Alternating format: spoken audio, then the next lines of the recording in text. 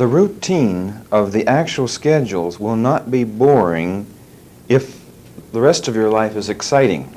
In fact, a routine person can have more excitement than someone who has no schedule at all, because he is alive and in tune with life and can live more to the fullest.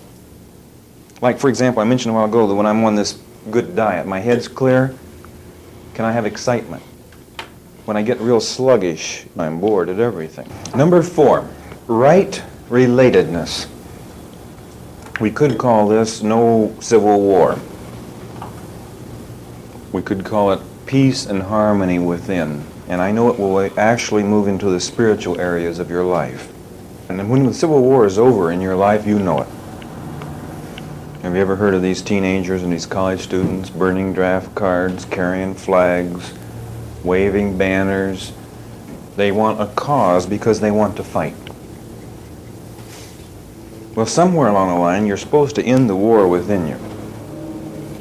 And when you end the war within you, you'll find peace with yourself and with the world. Now, when we discuss role relationship later on in these sessions, and we discuss the male-female role, and we show you how to avoid contest, and we show you how to live underneath authority, and how to have people underneath you, under your authority, then you'll understand what we mean by right relatedness. In other words, I in this world have to be in a chain of command. And I have to be submissive to my head. And this total submission to my head gives me right relatedness. Ex-Governor Hatfield has actually made a comment to the effect that a lot of the people he knows can be compared to a volcano. They spend most of their time trying to avoid an eruption. And then they spend the rest of the time trying to keep people knowing what's going on inside the massive volcano that's about ready to erupt, which actually gives them a full-time job. Now, this is a person who is not rightly related. Now, how long do you think you're going to live if you've got a turmoil going on inside? Not very long. In other words, you're going to expend yourself and burn yourself out, and you will die. Number 5 is actual physical condition, and we're going to list it 3 ways: stamina, strength, and flexibility. Stamina will actually be some type of exercises such as running. Personally, I recommend anyone under 30 to run 1 mile per day in 5 minutes. Between 30 and 40, 2 miles in 10 minutes. Between 40 and 60, 3 miles in a half an hour. Between 60 and 80, 4 miles. Between 80 and 100, 5 miles. And 100 up, 6 miles per day. By the way, the reason it increases is because the taboos on physical exertion and exercise increase with age. Therefore, you have to counteract it. For example, a teenager can run in downtown Portland and get away with it, but a man in his 40s can't. Now, we realize that any type of running is taboo. Neighbors frown on this. In other words, you've got to make up your mind that you're going to run no matter what. I have a private road of 1.5 miles in length, and I had a glorious time this week running it. Spring breaking out all over it was a thrill. Can running hurt you? No. Even people with heart attacks are finding that running is the best thing in the world for them. Now, the other kind of exercise I want besides stamina is actual strength. Have you ever heard of a man who still has his mind, he still can think, he still has a good disposition, and he wants to come over and help his daughter and son-in-law put a new roof on the garage? And he works for 2 hours and he has to go home and rest. Does he want to continue working? Yes. He would like to do more work, but what's the limiting factor? His physical strength is ebbing And we say, then what's the first thing that's going to catch up with him? Lack of physical strength to continue. By the way, the minute that catches up, will everything else begin to catch up with him? In other words, you should have physical strength. The story that I read tonight when we began the seminar, the man's doing 6.7 miles a day. Feels great. Now the flexibility, this involves being able to touch your toes. In other words, this means flexible muscles. There's a doctor, his name is Dr. Hans Cross, and he has a book called Backache, Stress, and Tension. And he has a series of 6 exercises you can actually take as a test, and these exercises will in turn tell you whether you've passed his test or not. It's interesting to know this test was administered to 40 million Americans, and only 1% could pass. The same test was administered on the continent of Europe, and I think they had 37% pass.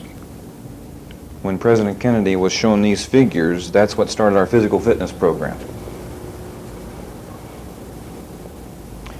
I think it was interesting, too, in one of the countries of Europe, I think it was Austria, they had a study which showed on a chart the increase in the TV sets, and there was a direct correlation with the actual physical deterioration of the children. You know, in Switzerland, it's illegal for you to take your children to school in a car. We do have different societies, don't we? In America, it's almost illegal if you don't. Of course, we have to draft 5 to get 1.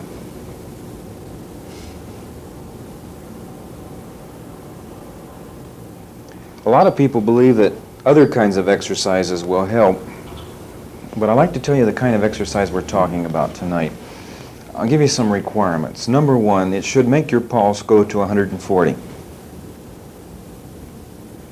It should cause perspiration until your body is soaked. It should burn up 1,000 calories per hour. And it should make you breathe until it's almost to the point of hyperventilation. Now, if you have those 4 requirements on your exercise, then you've got a good one. There's just a few that will work. Swimming, and it has to be the crawl stroke.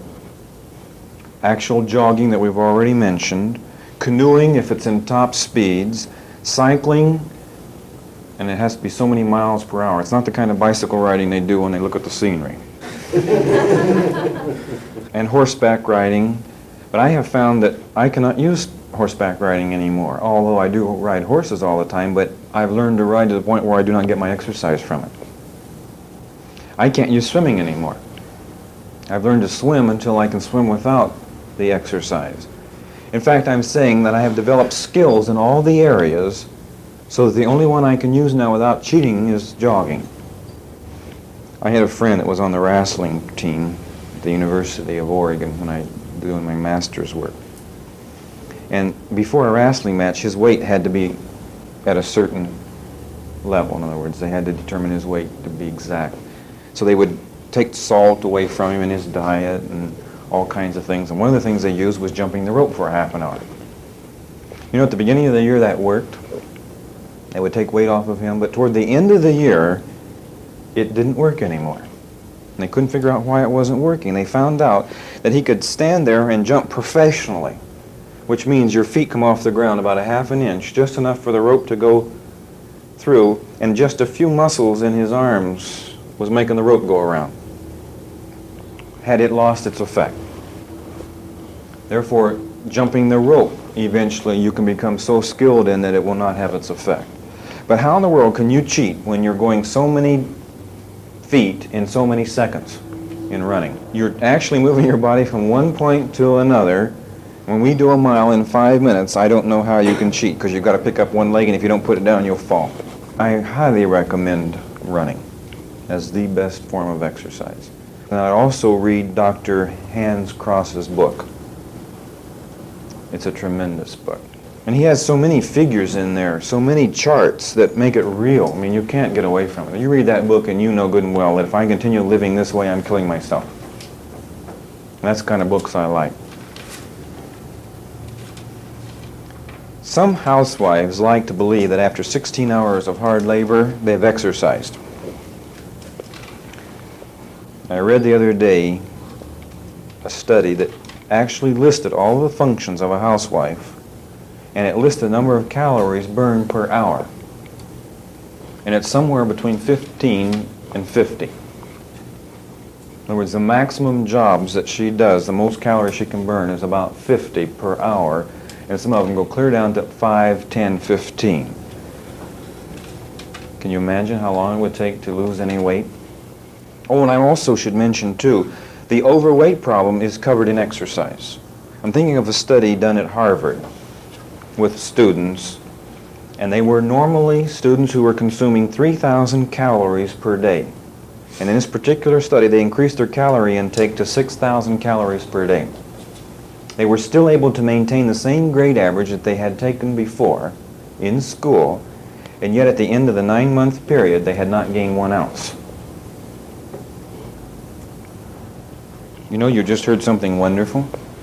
You can eat all you want, anything you want, and still have normal weight. Then what is actually the reason for overweight? Lack of physical activity. Have you ever known people who've gone on a diet and gained weight? Oh, that's awful, isn't it? Here you suffered for a whole week. Now what happens is, because you have less intake of food, does your metabolism go down? Therefore, do you burn up less, and therefore you gain weight? Any questions on physical exercise? On the exercising, you were mentioning like your horseback riding and swimming and stuff that you had so-called mastered. Wouldn't this still be good for you as far as strength, endurance-wise? Oh, right. Yes. And a good illustration of this would be water skiing. When I first started water skiing, I think I used every muscle I had plus a dozen others I didn't know I had. In other words, I was just, just rigid. I mean, and finally, you know why I had to quit? Not because I had fell down, because I couldn't stand it any longer and I collapsed. Now, after you water ski for a while, you can sit out there and do it all day long. In other words, are you getting your exercise anymore? No, this is what I say about water skiing can also be true about skiing in snow. Some people go up there and go skiing on Saturday and they come home and they've had their exercise. Other people go ski all over the side of Mount Hood and don't feel anything anymore. Exercise has another tremendous advantage, and that's for your heart. There's a problem, and we've heard it many times mentioned. Are we going to have a heart attack? The evil word is cholesterol. We want to know what to do about cholesterol. And some people say, don't eat eggs, don't eat butter, don't eat cream, don't eat anything good. And then they still die with a heart attack. I've had some personal friends who were doctors, and I'm amused at some of their diets. They're trying to avoid cholesterol. Reminds me of an experiment that was done with New Jersey businessmen and some men over in Holland. They gave them the same kind of diet. The men in Holland had no increase in their cholesterol count at all. And a couple of the men in the New Jersey experiment side died from heart attacks. It's interesting to know that the people in Holland worked. The people in New Jersey were office personnel. So we're saying that when my blood goes cruising through my veins from this tremendous exercise that we're going to do, what happens to the cholesterol? Carried away. In other words, you keep those blood vessels clean by having the blood go through at a cruising rate. So we say then that exercise actually guarantees me to be able to eat whatever I want. In other words, I don't mind at all. I happen to love butter. We make our own butter. It's delicious. Evidently, my sons have watched me because they can eat a half a pound of butter at a meal without even questioning it. Got a little 2-year-old, and he thinks it's just another dish. In other words, when the butter comes by, he wants butter on one part of his plate. And I think we should learn to love the good foods that God made, and not be afraid of them anymore. The next one, number 6, is never have another crisis in your life. You're probably made for approximately 3 in a lifetime. And let me define the kind of a crisis you're allowed to have of these 3. There comes a time in your life when you have to act or you'll die. In other words, the black bear is after you. It's all right to run. In other words, what's happening when you're running? Those adrenaline glands are pumping a chemical into the blood. The blood's getting thick, the muscles in the neck and the back are stiffening up. All functions of the body that would pertain to normal activities are cut off to use the energy and making sure it goes into the muscles that are making you move forward. And by the way, as soon as you're out of the reach of the bear, do you know you go right back to normal? In other words, you're allowed to be chased 3 times in one lifetime by black bears.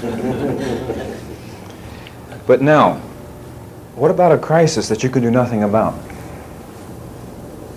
Is that a crisis? No. I want to give you some of them tonight that you would think are major crises, but they will not be crises by our definition. Number 1, you are married. You have a 16-year-old daughter. She has just come home and announced she's pregnant. Illegitimate. Baby is going to be born into your home. Is that a crisis? Remember our definition. Can I do anything about it? No. Therefore, it is not a crisis. Now, what should I do? Rejoice, because I'm going to be a grandfather. I know one lady, she did everything she could do to get her girl to leave town. The girl wouldn't do it. She tried to get her to have an abortion. The girl wouldn't do it. In fact, she went out and got a job because she's going to pay her own hospital bill. And the mother just cried. And for 9 months, went through agony, torture. Finally, the baby was born. And all at once, a strange thing happened to that mother. She fell in love with that baby. You see, the baby happened to be pure. And was there a crisis? No. No. And what do you suppose the neighbors that she thought were going to tar and feather them, what do you suppose they did? They loved the baby too. And what do you suppose the girl who had secured employment and who had paid the hospital bill, what do you suppose they thought of her? She was one of the most admired girls in the neighborhood. She was admired for being true to what she believed was right. Was there a crisis? All right, let's take another situation. Your spouse dies. All right, let's go back to our criteria of a crisis. Is there anything you can do about it? Then it is not a crisis. Let me tell you a humorous story about my grandmother. She's one of these old-fashioned shouting Methodists. These are the kind that pull a handkerchief out and run up and down an aisle. Well, she was at her funeral of her husband, my grandfather. And about halfway through the funeral, she was in deep thought about her husband, and she was visualizing, you know, that he was in heaven and that he was walking on streets of gold, and she got to thinking of how wonderful it was for him, that she got so happy for him that she forgot that she was in the funeral. Before she knew it, she had her handkerchief out and she was halfway down the aisle across the front of the church and up the other side. And then she realized that wasn't very respectful for the other people who were mourning. It was kind of cute to watch her. When she come to her senses, her arm came down kind of slow. She put the handkerchief back in her purse and kind of meekly walked back to where she was supposed to be sitting in mourning and sat down. But now, to actually shout for joy at your husband's funeral proves, is death a crisis? No. I would like to tell you about another lady who also suffered a loss of her husband. And I was selling vacuum cleaners at this time, door to door. And when I knocked on this particular door, the lady came to the door and she said, "Hello, young man." Real happy, carefree. She was in her 80s. So I tried to tell her that I wanted to sell her a vacuum cleaner. She says, "You really want to sell that cleaner?" I said, "Sure." I said, "That's what I'm trying to do." I said, "Would you let me come in and show it to you?" She says, "I don't really want the cleaner," but she says, "I will make a deal with you." Says, "If you'll come in and sit in a chair and listen to me for 1 hour, I'll buy it." Now normally I go in and they listen to me for 1 hour and they buy it. So I thought this is a good deal. So I went in, we wrote up the contract, she paid for the cleaner, and I sat down in the chair and I looked at my watch to start my hour. And I wanted to tell you some interesting things that she told me in an hour. By the way, it was a bona fide sale. She bought the cleaner and I listened for an hour. May I share with you what I learned in an hour from a dear white-haired old lady? She said that when she was growing up, she had one crisis after another.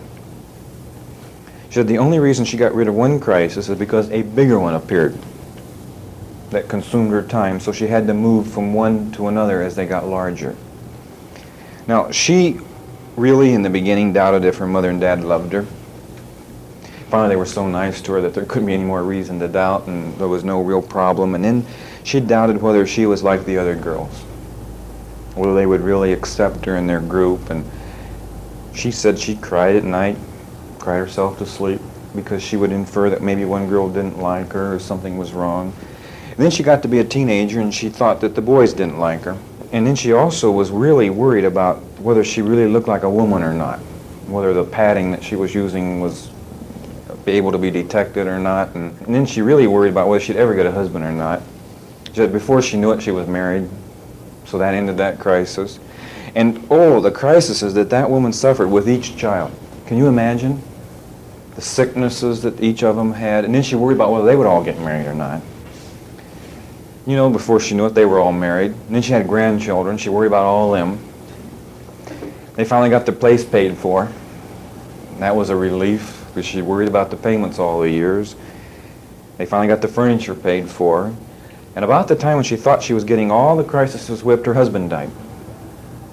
Now, this was near Lake Tahoe. And one of their favorite places was to go boating on Lake Tahoe. Well, in his will, it said that he was to be cremated and that his ashes were to be sprinkled all over Lake Tahoe. For the next 5 years, she would get in the boat and cruise Lake Tahoe, not knowing where he was. Can you imagine the agony that she went through for 5 years? All right, at the end of the 5 years, she was coming out of the doctor's office. Now, the doctor was a little sarcastic. And by the way, it's fortunate for her that the doctor was sarcastic, because that's what saved her life. Because as she was leaving the doctor's office, the doctor said, "I guess you're going to be happy now." She turned around to the doctor and she said, "I don't know what in the world for." And he said, "Your wish is coming true." And she said, "What wish?" "That you're going to be with your husband." In other words, he was telling her that she had killed herself, and through mourning that she was now going to die. This jarred her. She came home and she thought and she thought. She said, "If my husband were alive, he would not want me to kill myself to go with him." So a revolution took place in her life. She decided that what would he want me to do if he were here? And she thought for a moment, he would want me to have fun and enjoy life. So here's what happened. This woman did not die as the doctor predicted. She completely changed her entire way of living and began to just love life and begin to laugh. Now, I want to give you her exact words tonight. It's going to be a shock to you. Can you imagine what it was to me? Because I was young then and thought death was awful. She said, "If I had my life to live over again, I would like to tell you how I would live it. And I'm hoping that you will be able to live yours this way." Now, can you see why she bought the cleaner? She wanted someone to have told her what she was telling me when she was younger. All right, here's what I was told. She said, "If I had my life to live over again, I would not have one single crisis in my entire life." And then I asked, "Well, what about when your husband died?" She said, "When my husband died, I would have laughed." Now, does that seem like that's too much? In other words, going through the agony that she had gone through for 5 years, would her husband have preferred her to laugh on his death? What can you do when they die anyway? Nothing. Then can it be a valid crisis? No. I think if you use this definition of a crisis, you'll find in your life that there won't be any. Because if you can't do anything about it, then you have no business acting as if it were a crisis. If you're in a situation where there is something you can do about it, it's real simple, do it. And by the way, the minute you do it, you do not have a crisis. Well, look at it this way. If you do have a crisis, that's your death warrant. And if you knew what a crisis was doing to you physically, then you realize it's killing you. Therefore, you can't afford to have a crisis. We are a crisis-oriented society today. In other words, you're not quite normal if you don't have one going all the time. Number 7, mental flexibility. On number 7, I have to have the ability to change, to be different. In other words, I have to actually have a trait that we attribute only to the youth of the country. For an illustration of this, let's look at a wheat field. Storms approaching, the winds becoming fierce. The wheat's bending so low that the heads of the grains almost touching the ground. It actually looks like it's being destroyed by the storm. And then at the edge of the wheat field, there's a mighty oak. It's not given an inch. It's not moving. You'd say, that oak is strong. It's resisting the storm. It will survive.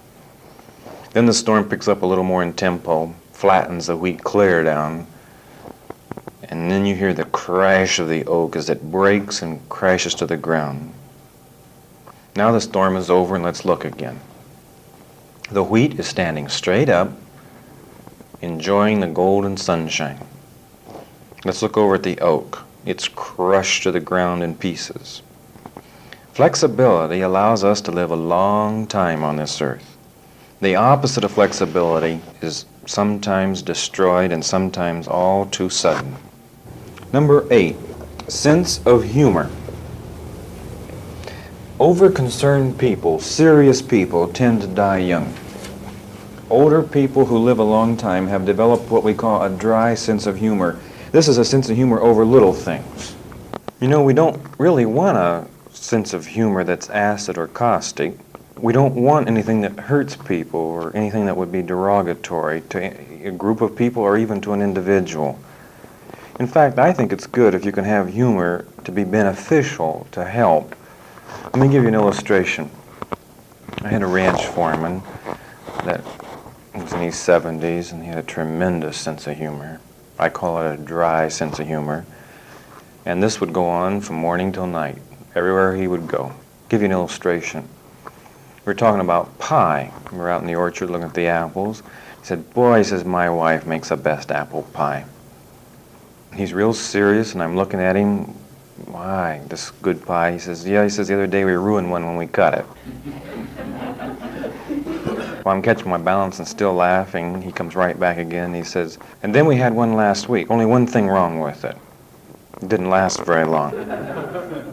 That's not the kind of humor you'll find on TV. This particular gentleman, by the way, had this kind of humor all day long. Remember, this is the way he actually looked at life. I was getting on the bus one night to come from one town to the next, and there was about 6 people on the bus, and we were all tired, and we were trying to sleep, and the man about 95 got on the bus. We were looking at him, and he looked back at us, and by the way, according to our society, you're not supposed to say anything to people on the bus when you get on. You're supposed to just sit down like a good person, be quiet. He looked back at us, and he says, well, he says, I see there's nothing but the best of us left. So he had violated all the social norms, so we didn't know how to behave after that anyway. So we kept looking at him to find out for the clue of what we're supposed to do next, because we'd had our good laugh. But then his wife was having a hard time getting into the seat, and he was standing there waiting for her to get in the seat. But at the meantime, he's looking at us, and we're expectant looking at him for the next joke or what else he's going to do. And then he realizes we're uncomfortable. You see why we're uncomfortable? Because we don't know what to do now. So he looks back and he says, it's all right. So, as if we could relax. He says, if she weren't slow, I wouldn't have caught her.